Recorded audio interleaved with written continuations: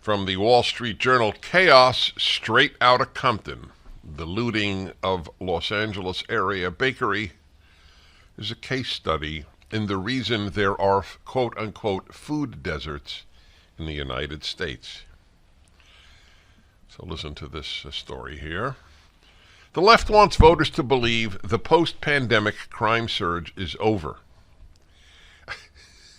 Did they ever acknowledge it existed?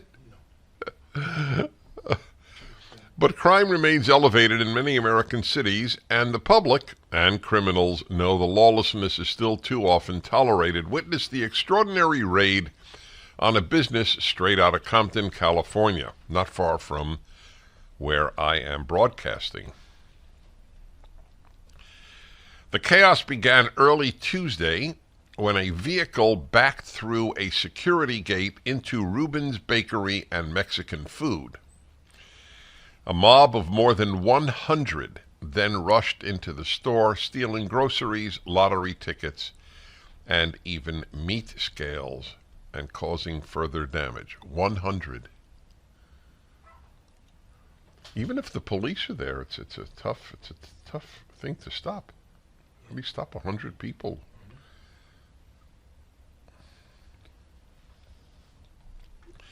The pillaging was preceded by a street takeover, where lawbreakers block off intersections and hold street races and other spectacles of reckless driving. Street takeovers surged after the pandemic in and around Los Angeles and continue to plague Compton. Compton is a minority area. I think it's largely black. Is that correct? I want to take a look at the ethnic, racial composition of Compton. I wonder if what the people of Compton think about defunding the police. Inherently lawless, the takeovers are often accompanied by other crimes. During one 8-month stretch in 2022, at least 6 people died in crashes and shootings during the takeovers in the LA area. Last April, another large mob of looters targeted a Compton gas station after a similar illegal shutdown of city streets. The Los Angeles Sheriff's Department did not reply to our inquiry by deadline Thursday, but earlier this week the local press reported that no one had been arrested in connection with the ransacking of Reuben's. That's perhaps the most important sentence in the story.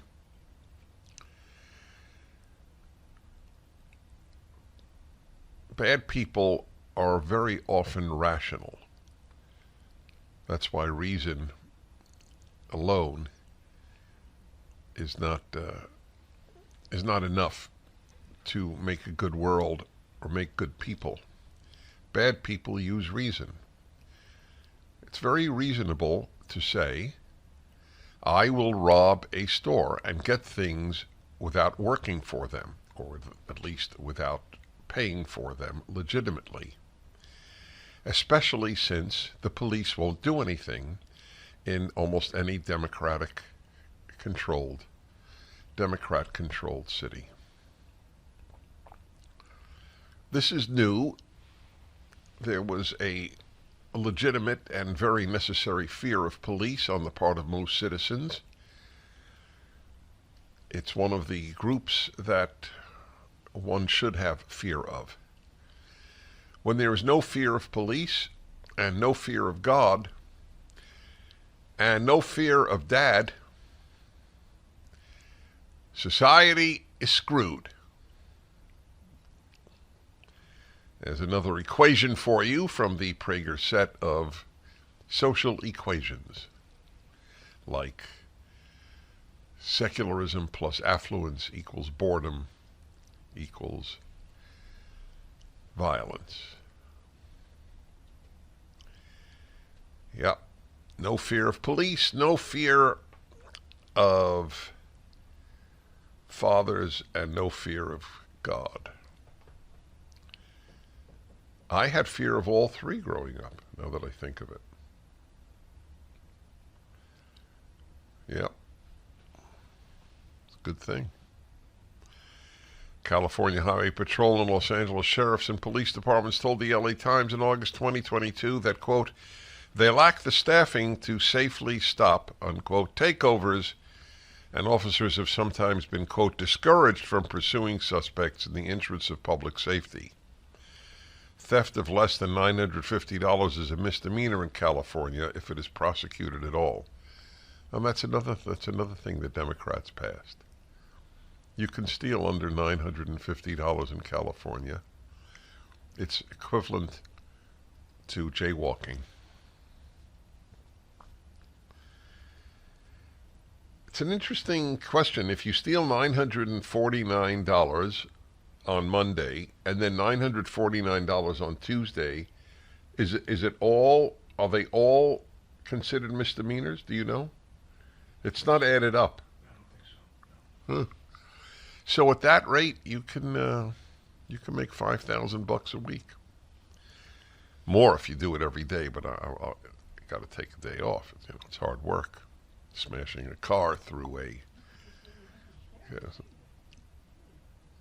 Oh, a different store the same day. Yeah, that's right. You could sort of like work harder on Tuesday and take Wednesday off. Progressives often complain about food deserts in cities that they say are the result of racism. But here's local small business that braves a rough neighborhood and is rewarded with looting and destruction. Food deserts follow where there are law and order deserts. Or, to put it another way, it is not poverty that causes crime nearly as much as crime that causes poverty. Yeah.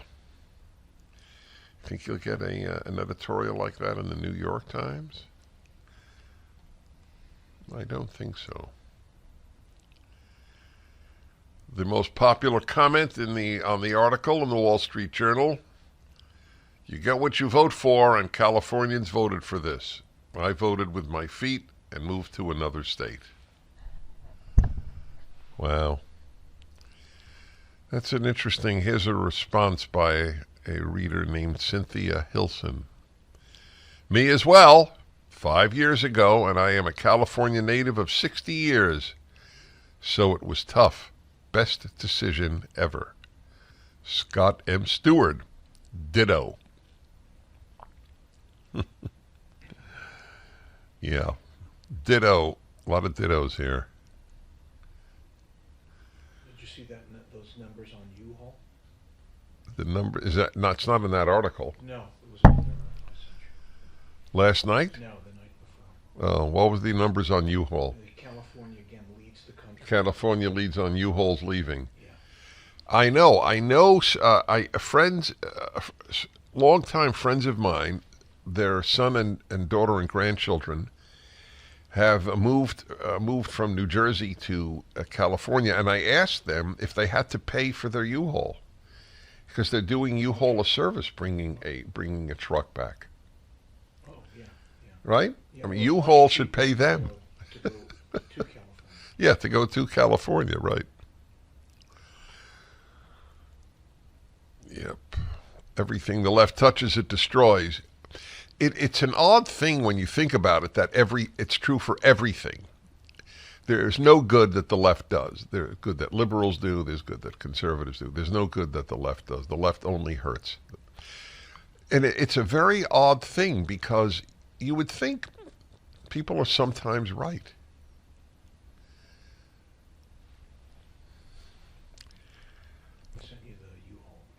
The price Germany pays for net zero. The cost keeps rising and rising, estimated to be $2 trillion in 5 and 6 years, 2030. $2 trillion. That'll be more than that. Germans stopped counting long ago, but the rest of the world still might be interested in what Europe's largest economy is paying to accomplish its transition to net zero carbon emissions. The short answer: there's a reason Germans prefer not to know. The left is wrong on this as well, of course. They're as wrong as they were about lockdowns. And people listened because the experts and all the media told them, you have to lock down to save lives. You have to destroy the economy of the world, it's not just the West, in order to be net zero.